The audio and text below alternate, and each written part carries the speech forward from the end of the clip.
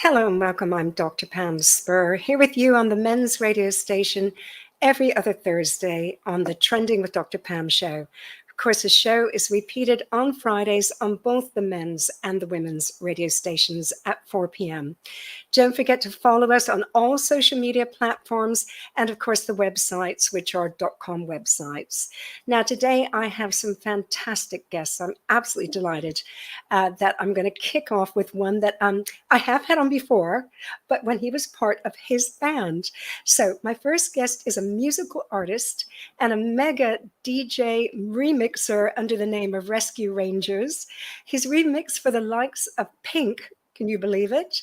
And he's part of the multi-platinum selling group, The Overtones. You can find him on social media at @officialmarkf and The Overtones, which is at @the_overtones. And of course, their website is theovertones.tv. So Mark should be joining me just about now. Hello. Hey, how you doing? I'm so happy you could stand in for Jay. I mean, what better company? Oh, Yeah, I can just give Jay the elbow next time and you can do it. Jay. Come on now. Yeah. We know who's important. No, I know you really wished you could be here, so I'm glad that I could step in at the last minute. Well, it's fantastic you could. Helen has already said, hey, lovely lady, and Mark, hello. So you're already getting the love. Oh, thanks, guys. Now, we've got so much to talk about. We're going to kick off first with some of the Overtones news and, generally, how are things? Because you guys have exciting times. You've smashed the charts with your latest album, 10. So tell me all about that.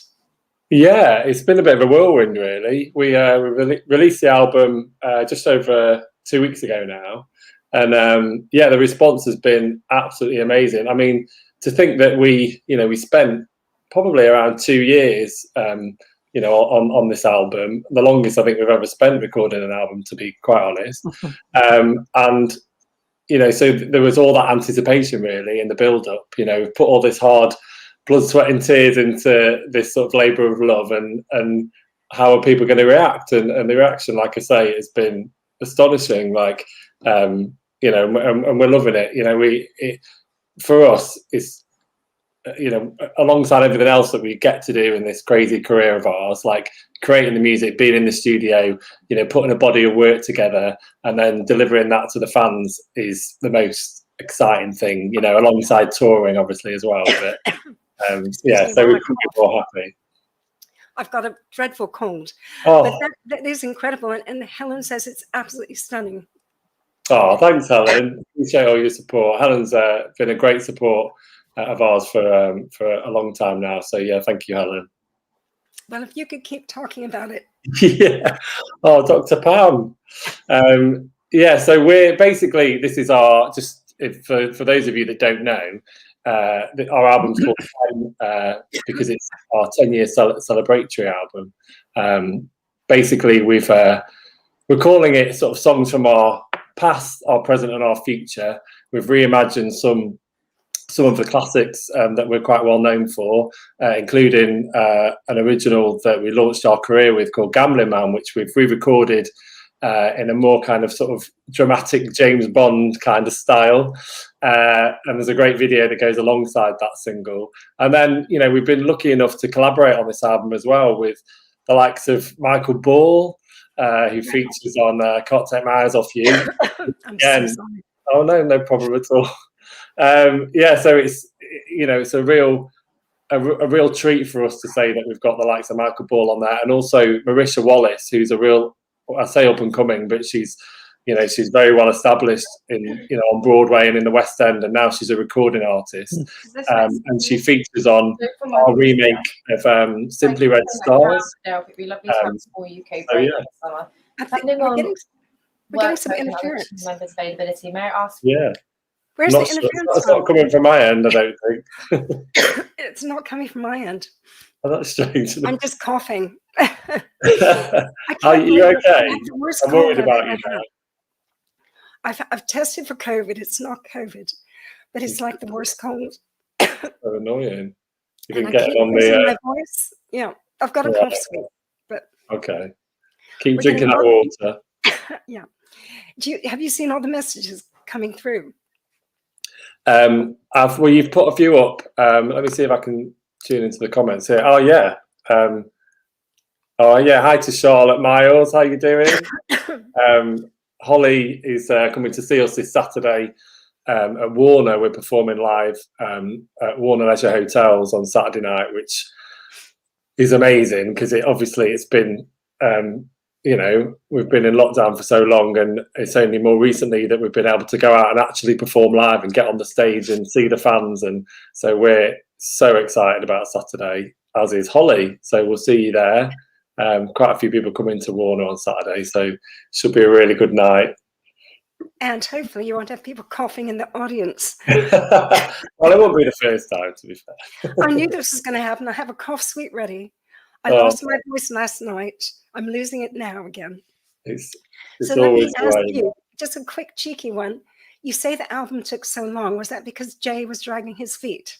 Do you know what? It was like, obviously the lockdown situation didn't help. And we were lucky that we could, we got to work virtually with our producer, and when we could, we were in and out of the studio. But in a way, it kind of afforded us a bit more time to sort of reflect on the body of work we were creating. This was really important to us, this album. It's our 7th album, but not only that, it's our sort of 10-year milestone, if you like. So we needed to get it right, and actually having a bit more time to think about song choices and arrangements, and also to write some, cracking originals as well, was a bit of a luxury actually for us. So obviously lockdown's been really, really hard for lots and lots of people, us included, to a certain degree. But we were, in a way, that was one of the positive things, if you like, that came out of having that extra time to focus on our music. Yeah, absolutely. I think a lot of artists found that. I was going to say we have a lovely clip to play. Okay. Maybe I can cough my head off during the clip. Yeah. So my lovely producer Sina is going to bring up the clip for us, and Great. then you can tell us about that. My odds are stacked. I've never been a gambling man. I've never had the winning hand. Why do you build me up? But I can't, baby, just to let me down and mess me around. And I'll be there to love and comfort you. I love you, baby, and if it's quite alright, I need you, baby, to warm the lonely night. Look into that rose-tinted review mirror. Always better when you're driving off.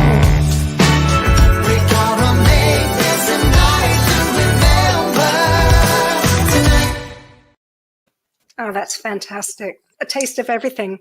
Yeah, a little cheeky look at well, there's a lot of songs there that are obviously on the album, including Gambling Man, which I talked about before, but got a little clip there of the video that we actually recorded during lockdown. We were lucky enough, obviously all COVID safe, to get into a studio, and we were so pleased with how that turned out, and it was a great way to launch the album. That was the first track that we previewed from the album, and then we more recently we've released a second original track called Rose Tinted, which we wrote.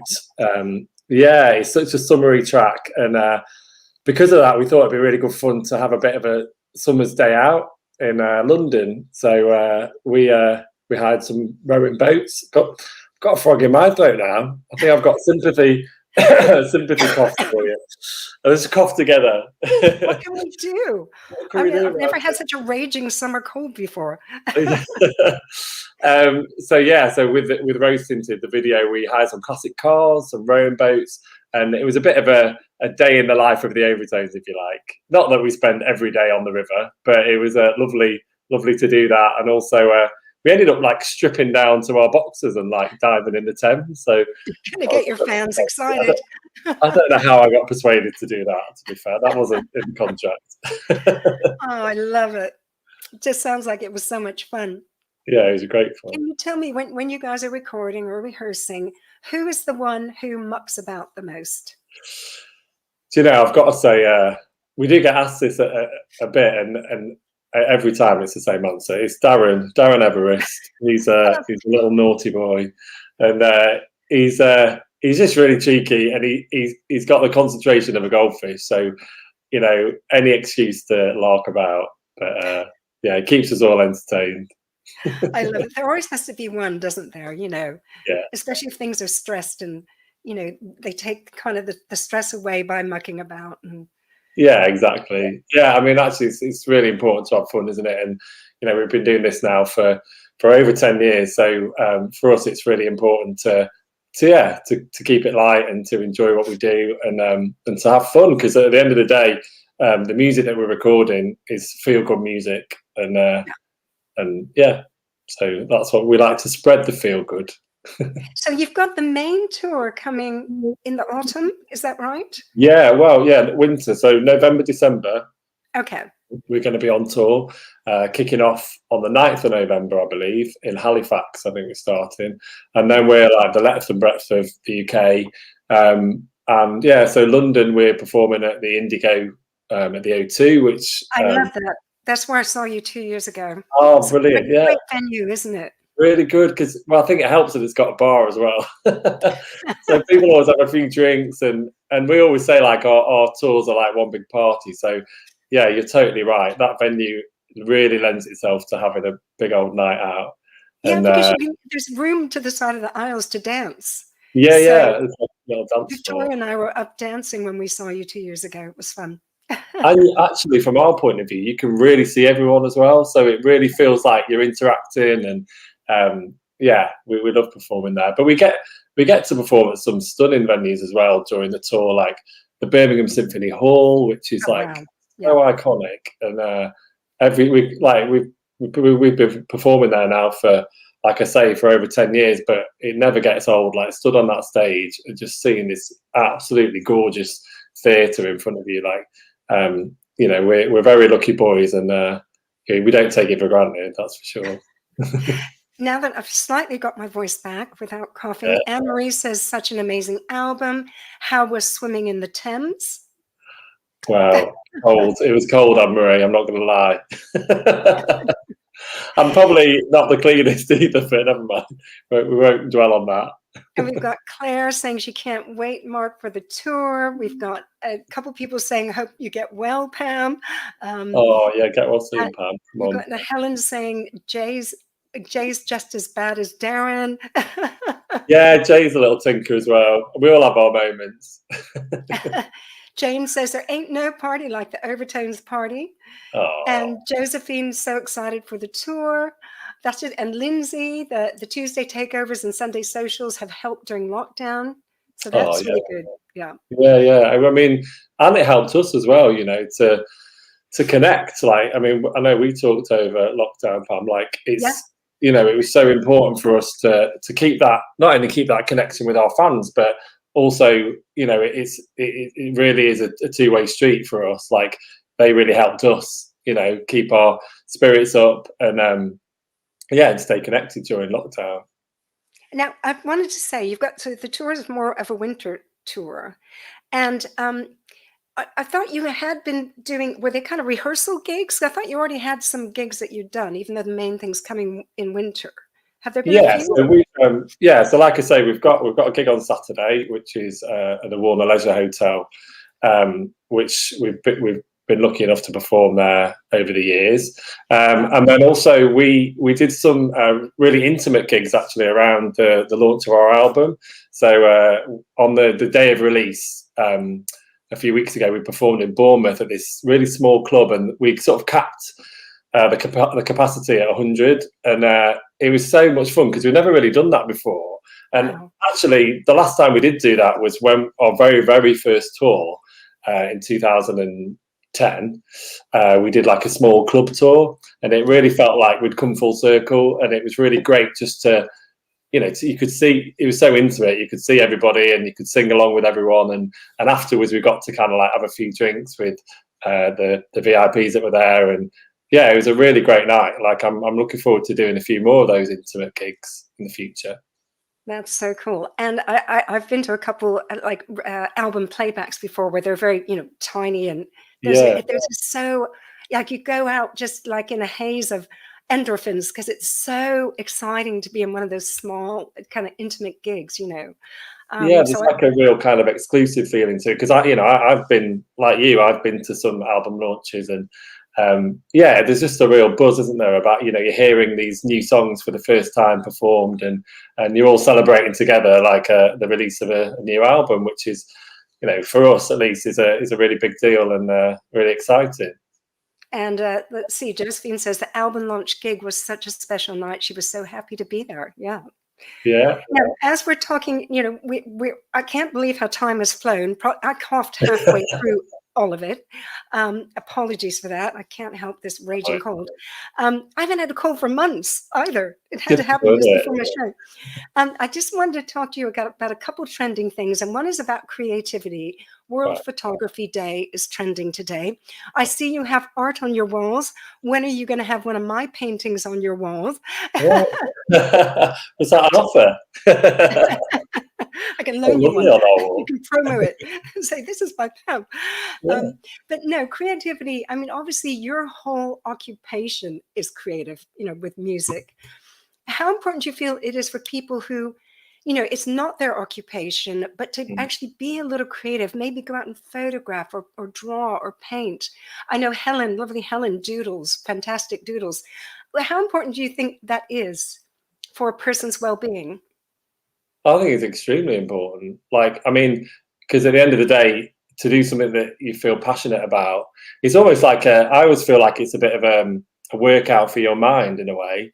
You mentioned before, like aside from the overtones, I remix songs for other people, and that's a real passion of mine. And it something that started off as a hobby, and over the years I've developed my skills, but it's something that I just get lost in it. Like, as soon as I get my keyboard out and I'm, working out sort of, remixing a song, I come out the other end and I feel like I've had it sounds strange to say, but it is almost like a workout for your mind, because you've been doing something that you're really excited about, that it really kind of, it's really energizing, I think, to follow your passion.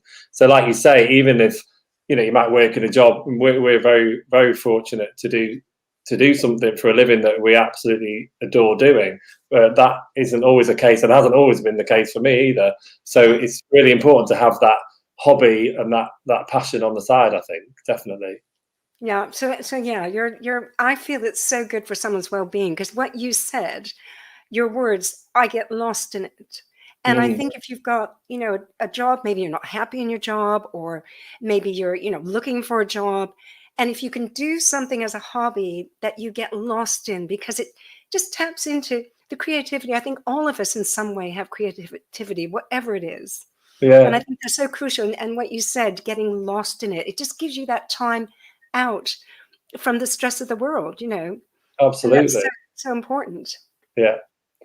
Sometimes I wake up, if I'm working on a project, like a remix project, I wake up in the morning and it's kind of the first thing I think of. I'm like, I can't wait to get stuck into that project today. And it, like I say, it's something that motivates you and energizes you. So yeah, it's really important. Yep. So Helen has said, yes, she's a doodler. Anne Marie says she has creative dreams. And Charlotte says, my daughter just got an A star in her art GCSE. Congratulations, Charlotte's daughter. Awesome. Yeah. So it makes the soul happy. It totally keeps my mind away from worries. Yeah. People are agreeing. And I don't think as a country, I think we've only just come to this recognition of how important finding something creative to do is for your mental health. It's only something quite new here. I mean, I've been promoting art therapy for years, but I felt my voice was very, very tiny. And now a lot of people are doing that. And it's just brilliant, Yeah, I suppose like sort of general mental health is an issue that's only come to the forefront. I mean, very, very recently, isn't it? So, and obviously that encompasses like, having a hobby and finding something creative to do. Yeah. Now, the other thing, I've only got time to run one more trend past you with all the trending things. Little Mix, 10 years like the Overtones, I was know. also trending.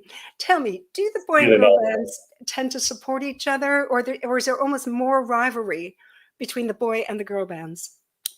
Do you mean like within the band, or like within the industry, boys versus girls against each other? Like the boy bands go, oh no, there's girl bands. Yeah, it's a funny one, isn't it? Because I feel like back in the day, it used to be all about the boy bands. I'm talking like sort of the early 90s, and thank God for the Spice Girls coming along and kind of just a bit of girl power, because it was very dominated, I guess, by those boy bands, and I think the Spice Girls came along and addressed the balance, and from there on, we've had some amazing girl groups. So it seems like a lot more of a level playing field now. And if anything, there's kind of more girl bands, I'd say, than boy bands. But whether they've ever rivaled, I don't know. I feel like the rivalry has always been amongst, like for like. So a girl band versus a girl band, or a boy band versus a boy band. Back in the day, there was like there was a group called E17, and they rivaled Take That. And that was always splashed all over the papers, and they all hated each other. And I don't know how true that was, but yeah, it seems to be within the girl band versus girl band, and boy band versus boy band, I would say. Yeah. Interesting. I was wondering what your take would be on that. Well, listen, it's been a pleasure to have you. Thank you for standing in for Jay. Let me give out you're on Twitter, you're at official Mark F. The Overtones is at the Overtones. And then your site is the overtones.tv, so people can find out about gigs and your tour and your album. Yeah. Your album, you're smashing it in the charts. Amazing. Thank you, darling. Lots of love. Yeah, and to you. Feel better. Thank you. All right. Bye for now. So that was Mark Franks. And now my next guest, I hope she doesn't have a cold, so we'll be coughing at each other, is a parent partner for the National Autistic Society and an ASD mum, that's autism spectrum disorder. She's also a model and actor. On social media, she's at Miss Sam_Tomlin. That's on Twitter. And on Instagram, she's Miss Samantha Tomlin. And I'm delighted that Sam is going to join me now, and she can do some of the talking. Hello, darling. You know me. Hello, darling. Until you tell me to stop, I'll keep going. But I have to assure you that my youngest has had it now for 4 weeks. And Tina, with the cough. No, the cough. It's not, you haven't got COVID. You haven't got it. I've been taking lateral flows, and I don't have COVID. I keep running at Henry with the lateral flows. I'm like, let's do it again. You must have it. And he absolutely hasn't got it. Tina's had a cough for 3 weeks now. Same thing. It's getting worse and worse. She actually went for a PCR test. And hers was negative. They just said there's this horrific cough going around at the moment, and everybody thinks they've got coronavirus. So it's sort of, I'm quite liking it, really, because it means that people are sort of, with the coughing, they're still wearing the masks, some, not everyone. And it's making people sort of still a little bit aware that we can't completely just, this is it, we're all free. No. I don't mind a few coughs here and there. Well, it started with a couple family members and then got to me a few days ago. And I kept thinking, oh, it's going to get better. This morning I woke up, I haven't stopped coughing. I coughed all night. It's just, same. And I had the next lateral flow. I've done 3 lateral flow tests over the last 3 days, all negative. But it's a real pain in the backside. I know, because you keep thinking, oh, well, it keeps getting worse. So that's what they say. The symptom of COVID is this persistent cough. But no, you've just got a persistent cough. I'm so sorry, because Henry had it first. Yeah, it's exactly. It's a good few weeks he had it for, and Tina's had it for weeks now. But it'll go. I just wish you better. The thing is, you need to rest your voice, and obviously you can't. Talking. No, I know. Oh my goodness. Well, listen, first, before we get into what we're going to talk about and how the pandemic has changed relationships, I know you've had a few acting roles recently. I know you can't tell me too much about it, but anything we should look out for? Or well, it's been amazing. Obviously, everybody pretty much, unless you're a key worker, has had almost a year and a half off. So I've gradually sort of got myself back out there again, and I've done a few different bits and pieces. There's a few films where, you know what it's like, you sign an NDA, you're not allowed to say absolutely anything, but I've done a few like just short comedy series. There was one called Buffering with Ian Sterling that's just out now. That was great fun. So Cool. yeah, it's just nice to be back at work again. Absolutely. I know, because you're a woman of many sort of strands and bows, or whatever the saying is. Because also the dating, you're official at the Wingman, with the Wingman dating app. Mm-hmm. And I know we've talked dating before, and maybe what we're going to talk about now will touch on dating. Absolutely. But you and I are both divorced women who've now found good relationships. We know something about life. We've had the bad experiences, and now we have the good experiences. And one thing that's come out of the pandemic, research that broke last week, was 20% of people said that due to the pandemic, they had lost either a romantic relationship or a friendship or fallen out with family. I mean, 20%, literally, where they have no hope of repairing the damage. So I wanted to talk around that and how different aspects of the pandemic have created these divisions, starting off with the fact that people have argued over things like, how strictly do we take lockdown? So I have a friend, I took lockdown very strictly, but she thinks I wasn't strict enough, that we had a couple family bubbles going.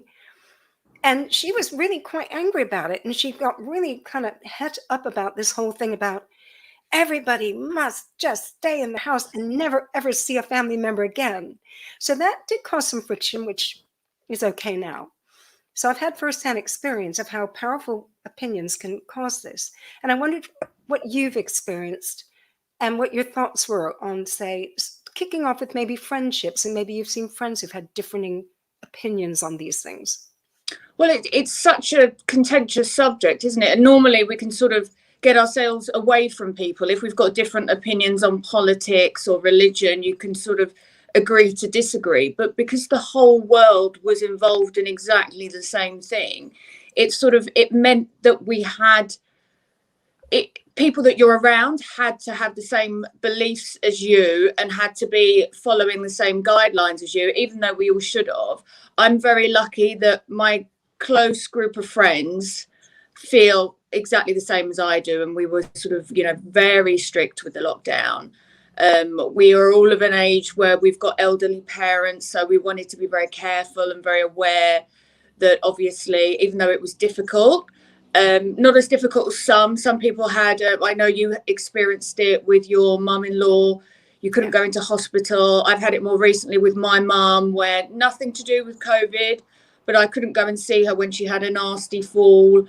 But she was great. I mean, she didn't want to go into hospital because she didn't want to catch it when she was in there, but she went in there and she wore her mask, and she didn't catch it. But I know it. I have heard of people that have fallen out quite dramatically. I think you get people that have got incredibly strong opinions, like anti-vaxxers, that you can sort of close down if it's a Facebook thing. Yeah. If it's someone that you're sitting in the same room with because it's a member of your family, I could really imagine how things can get very heated and how people could never speak again. There was that famous thing with Jennifer Aniston, wasn't there, where she said that she wouldn't speak to her friends anymore if they didn't have the jab. And it seems very extreme. And like I said, I'm very lucky that I feel that all my friends are along the same guidelines. We were like, yes, jab us up. I double jabbed ages ago. Both of my kids now, because they're 16 and over, have had their jabs. All of my friends have. Yeah. But some people are just so against it. Yeah. And no matter how many times you say, well, it's not about you, it's about protecting others around you that you may not realize have a weak immune system. My sister-in-law is having chemo at the moment. I would never want to do anything to put her in jeopardy. Yeah. And it's just, I would like to feel that people could really sort of talk about things calmly and agree to disagree. But on this subject, people just haven't, and they've really exploded and cut people out of their lives. I find it very sort of, it's sad, but maybe it sort of brought up some issues that would never have been addressed before. But we all now need to be prepared. Fingers crossed it won't happen again. But what if something happens again at Christmas? We all want to be with people that feel the same way as us. So if you're very much don't have a jab, don't have a mask, you all go over there. Go and sit in another room with somebody else. I'll sit around my Christmas tree with my family, feeling very jabbed and safe, hopefully. I think you're right in that often people have had political differences, but they've kind of seen past it.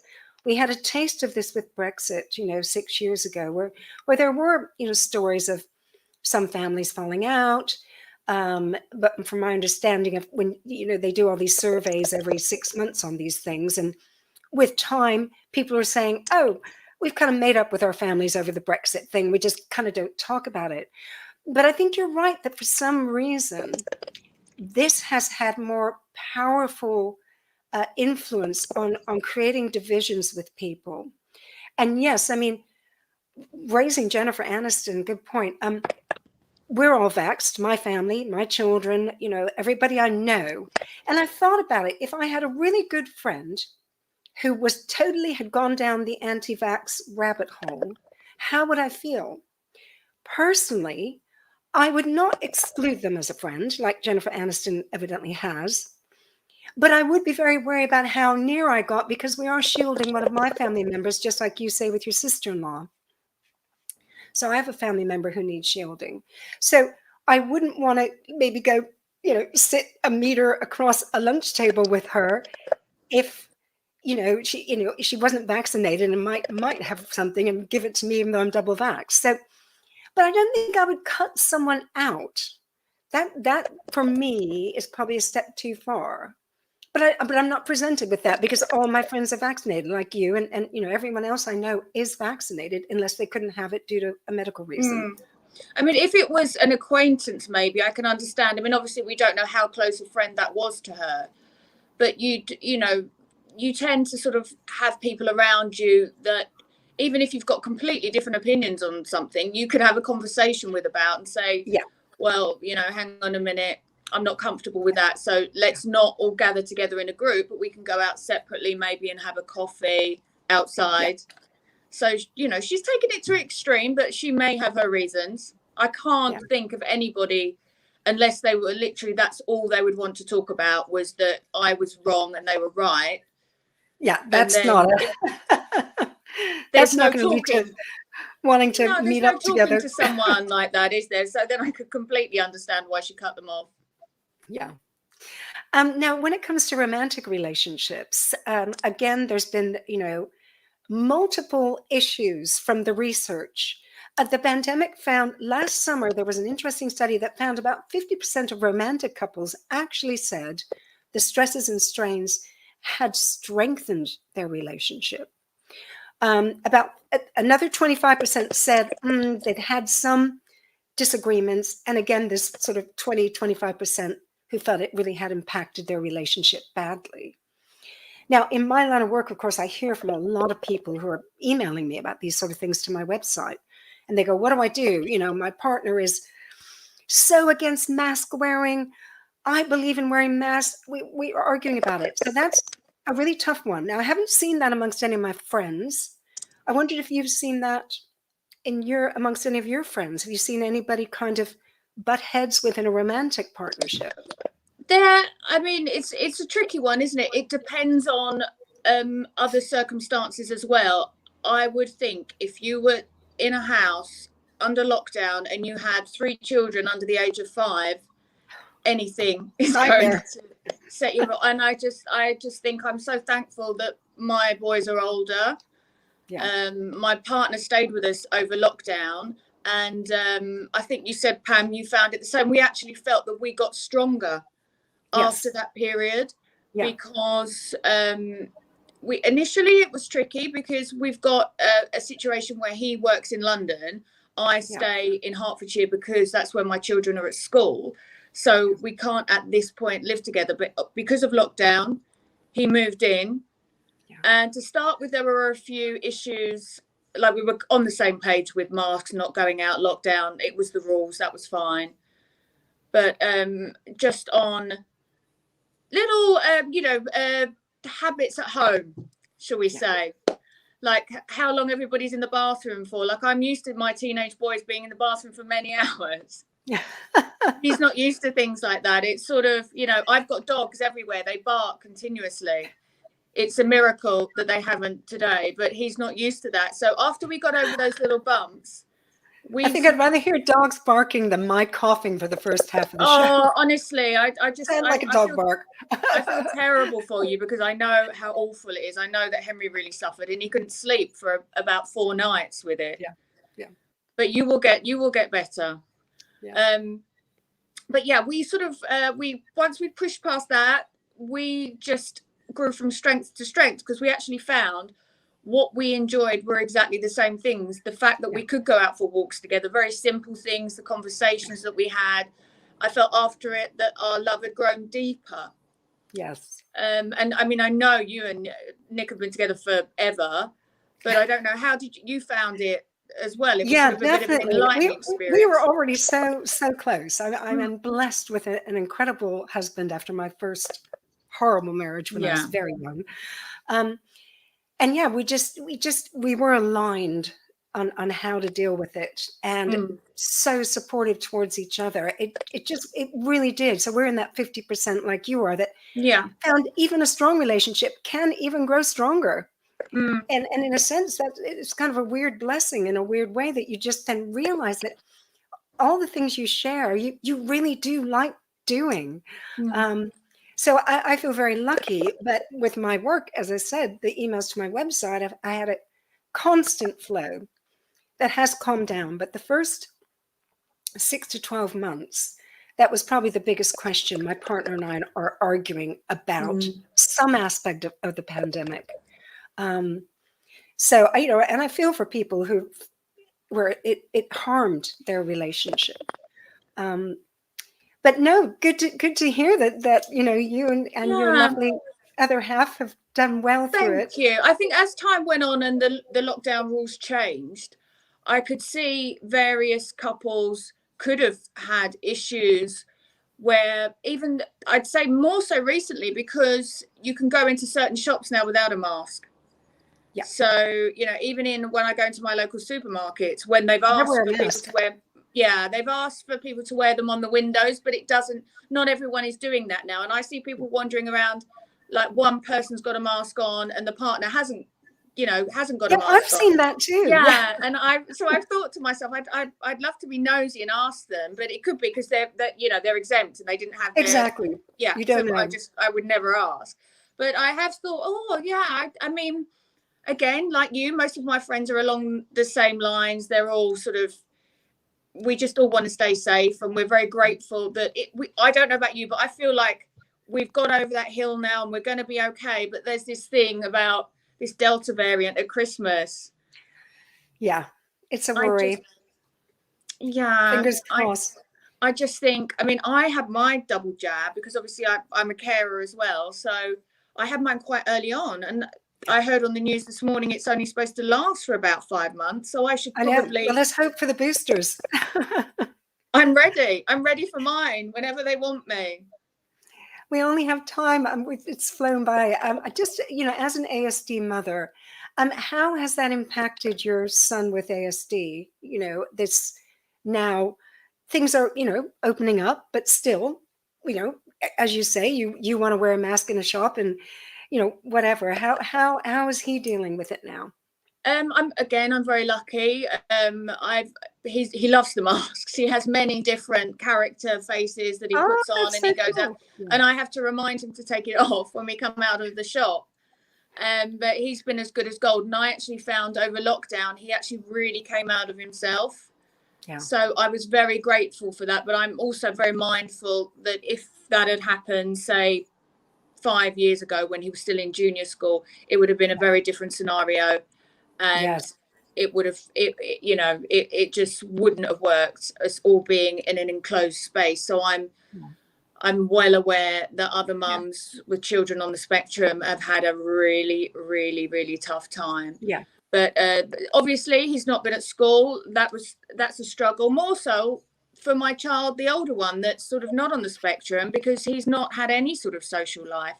So I've got one that's just off to college, one that's just off to uni, after being sort of stuck away for 16 months. So I really feel for sort of teenagers and young adults at the moment. They must really, really have gone through it. And I just hope that they can sort of enjoy themselves for a bit. Well, listen, before I let you go, where can people, ASD parents, where's the best place for them to get information? Is it the National Autistic Society? Yeah, I would always say to go to the National Autistic Society. They saved me. They're amazing. The chat line, obviously, because of the pandemic, their funding has gone down somewhat, so there's not as many people to talk to, but there are so many forums that they can guide you towards. There's loads of groups on Facebook. Anna Kennedy online, I know you work with. They're amazing too. There are so many out there now, and people just are aware now. When I took my youngest for his jab, and he was doing a bit of stimming, and we were right at the back of the queue, and a lady came forward, and she was a very elderly lady, which you wouldn't have expected maybe to know so much about children with disabilities. And he was just sort of going like this, a bit fidgety. And she said, does he need to come to the front? And I said, that's so kind of you. And that is sort of, that doesn't happen very often. Just that small thing that someone noticed, that he had a bit of a tic, and that was it. And she just knew, and she went, no, that's absolutely fine. And the guy that was right at the front of the queue said, no problem. I feel so much hope for children with disabilities for the future. That their awareness is increasing. Yeah, well, absolutely. Sam, thank you so much for joining me today. People can find you, as I said, on Twitter at @MissSam_Tomlin. Instagram, it's Miss Samantha Tomlin. And I'm going to look out for those roles. And thank you for your thoughts today. No speak problem. To you soon, darling. Take care. Bye-bye. Thank you. Bye. And now, last but not least, I'm going to welcome a guest who's also returning. She joined me a few months ago. Now, she's a meditation coach and the Chief Wellness Officer at Remote Team Wellness. She's had all sorts of major clients, from Facebook to L'Oreal. Now, on social media, you can find her at Taryn Kalmeyer, and also her company at Remote Team Wellness. And she's going to join me now. Hello, Taryn. Hello, Dr. Pam. How's it going? Well, fine, except for my raging cold, and I coughed through my whole first interview. That's no good. That doesn't sound very pleasant. I'm sucking a cough sweet right now. Let's hope I don't do it again. Okay, right. Good. I'm glad you got your lozenge prepared. Now, before we get into our chat about meditation, I just want to flag up that Lindsay said that she found as an autistic adult, there is very limited support, especially with mental health. It seems everything is geared towards children rather than newly diagnosed adults. Well, that's a really interesting thing, Lindsay, and I will definitely get someone on to talk about newly diagnosed adults with autism. So back to you. Let's get into meditation. Last time we were talking about how your company helps people and supports people who are working remotely, how you coach like that.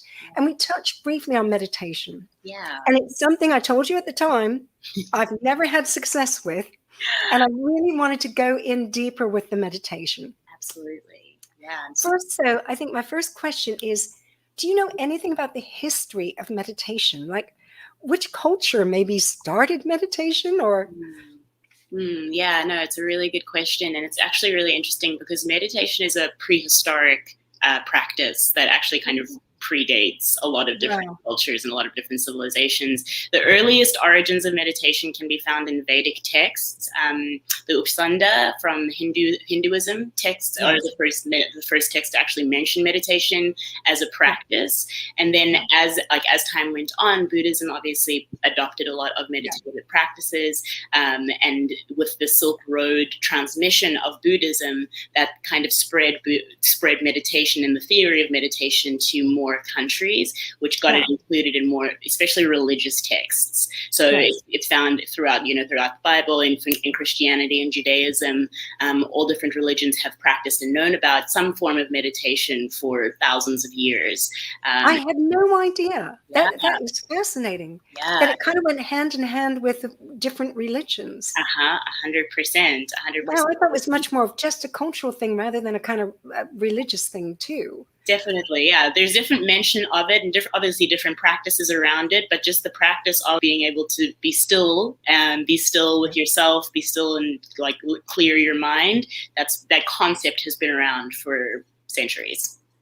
Interesting. Now, I guess you've kind of pricked my memories of having seen like television dramas where there's a medieval nunnery or something, or monks, and they would meditate. Yeah. Rather than, I kind of always thought it was maybe just saying prayers, but can that potentially be the same sort of thing? Yeah, no, 100%. They can definitely be the same kind of thing. Because obviously the practice of meditation has very different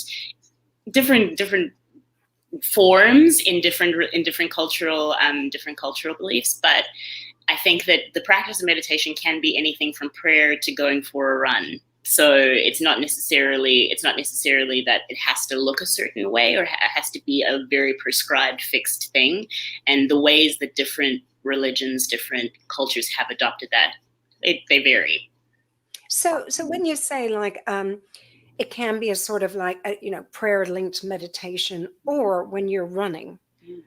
Now that really interests me because I run. I love run. I haven't run the last few days of this cold, I've got to say. How would you meditate while running? So I need to know this.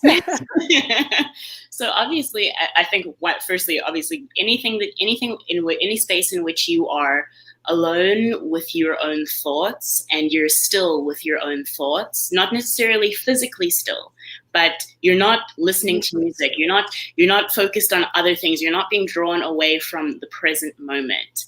That is a form of meditation, and that can look different for anyone. So I'd say for running, like when people are really focused on their breath, running is a practice that really focuses you in on how am I breathing right now? How am I regulating myself? How am I moving? Am I moving with pain? How do I need to adjust myself? And it's that level of awareness that actually helps to take you into a meditative state. And so like a lot of people have associated with meditation with going up and sitting on a mountain and meditating for days on end. Obviously, though, as seen throughout different texts and different cultures and practices, but it doesn't have to be that complex. It actually can be quite simple, just anything to bring you to that state of not necessarily nothingness, but clearness. So lack of distractions. Yeah, absolutely. Okay. Absolutely. Yeah. That's really interesting. Like when I run, sometimes I'm very focused on the breathing and things like that. Yeah. So I guess I'm getting nearer to a kind of meditation during movement. Yeah. There are other times where my mind's spinning with, oh my gosh, I've got so much coming up today. Okay, I've got to do this first, that first, 100%. So I guess it is about training the mind to stop that part of it to make it a clear meditation. Sorry, there's a massive airplane going right past my window. It's okay, I can't hear it. All good.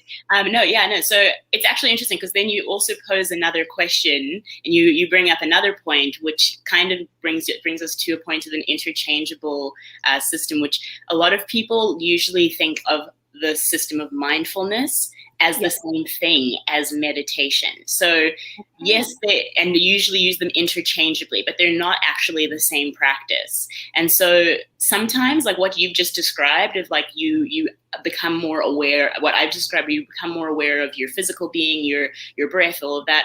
That's a mindful practice. You can be very mindful in that moment, being aware of where you're going, what you're doing.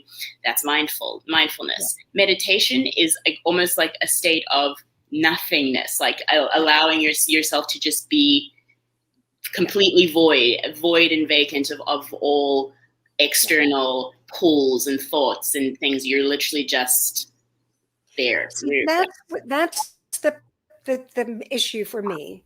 I'm really good at practicing mindfulness. If I'm out walking and a lovely bird flies past, or there are some beautiful flowers, I really get absorbed in those moments. Beautiful. But it's the nothingness Mm. that, and I don't know if it's my personality, which has always been kind of on the go and doing things and juggling stuff.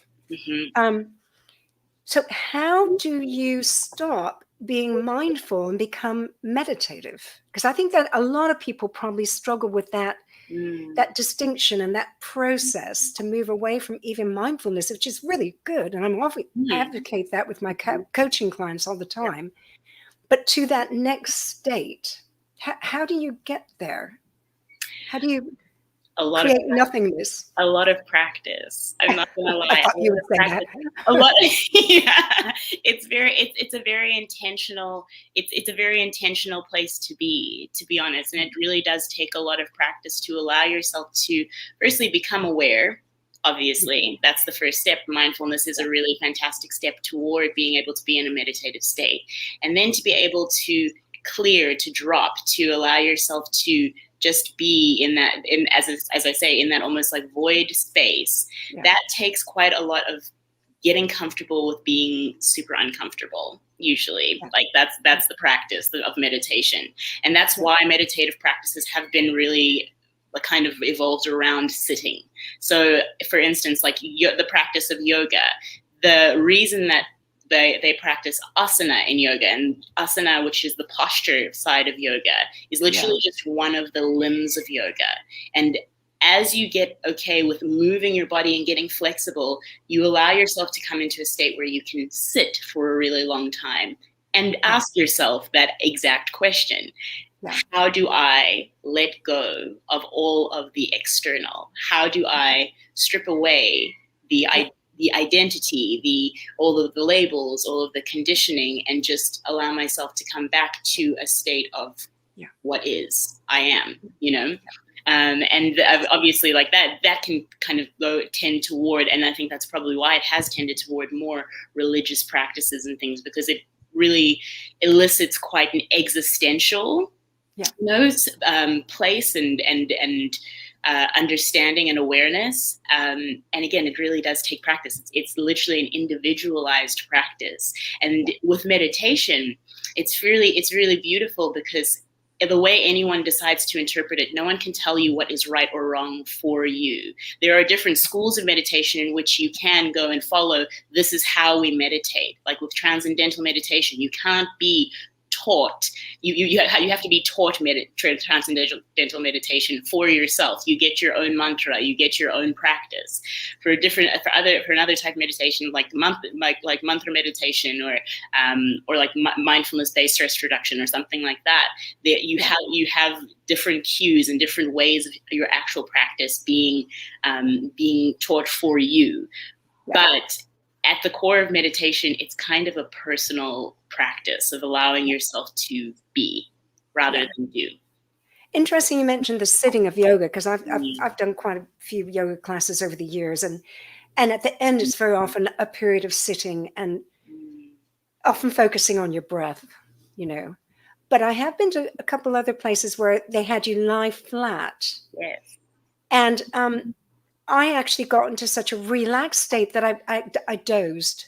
Yeah. So that doesn't count as meditation, does it? Oh no, I think it definitely does count as meditation. But I think when you fall asleep, you move from conscious to subconscious. So that doesn't necessarily count as meditation, but it's still a part of the practice of meditation to allow your body to get into such a relaxed state that you get to fall asleep. That's meditative. That's pretty meditative, I'd say. To allow yourself to be completely relaxed, to be completely at ease, is a very meditative place to be. So yeah. Oh, well, that's a positive then. Now, you mentioned about, see, I thought a lot of people kind of chanted during meditation. But isn't that kind of a distraction, or does that, again, clear the mind? So tell me how a chant or a mantra or whatever you call it, how does that work to help? Yeah. So there are also different schools of meditation, like Kriya meditation and mantra meditation, and Kirtan.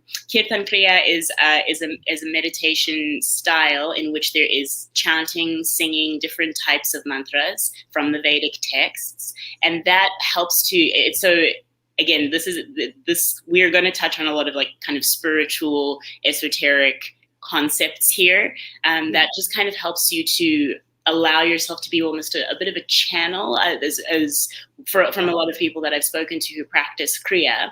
They allow themselves to kind of be a channel for source energy, for the divine, for whatever it is that their particular belief is, or whether it's just for themselves, to allow themselves to be clear.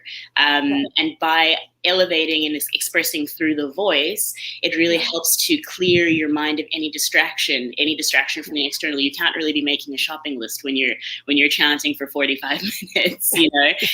So it helps to bring your mind to a single point of focus. And that's usually what meditation is centered around. A single point of focus that you can allow yourself to be so clear around that then even the edges of that become blurry, and you almost fade into just being rather than thinking.